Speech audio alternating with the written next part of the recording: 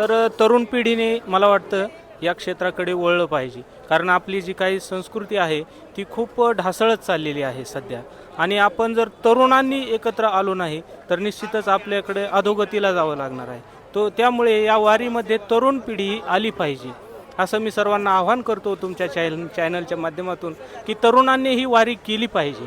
काय आहे, 8-15 दिवस आपण आपल्या आयुष्यातले वर्षातले 15 दिवस देऊ शकतो आपण देवासाठी, आणि ते जर तरुणांनी दिलं तर खूप काही म्हणजे आपल्या धर्माचं हे रक्षण होणार आहे या ठिकाणी. आणि प्रचार प्रसारही खूप, कारण तरुण पिढी जे करू शकते ते म्हातारी वारकरी नाही करू शकत. आता त्यांनी आत्तापर्यंत टिकवलं आहे, त्यांनी आत्तापर्यंत हे रोप जे आहे आत्तापर्यंत आपल्यापर्यंत आणून पोचवले त्यांनी, परंतु इथून पुढं हे आपल्यालाच वाढवायचं आहे. त्यामुळे तरुणांनी येणं हे खूप गरजेचं आहे. आता आता तुम्ही कर्जतमध्ये इथं तुम्हाला राहण्याचे वगैरे सगळी व्यवस्था केलेली आहे, तर इथून मागं तुमची व्यवस्था कशी आहे आणि पुढं पण कशी काय व्यवस्था असते?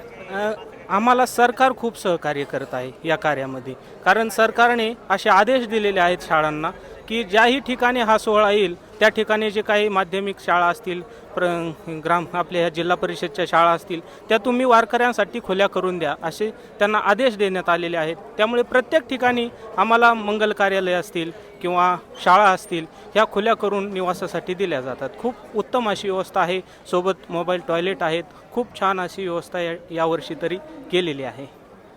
रामकृष्ण हरी.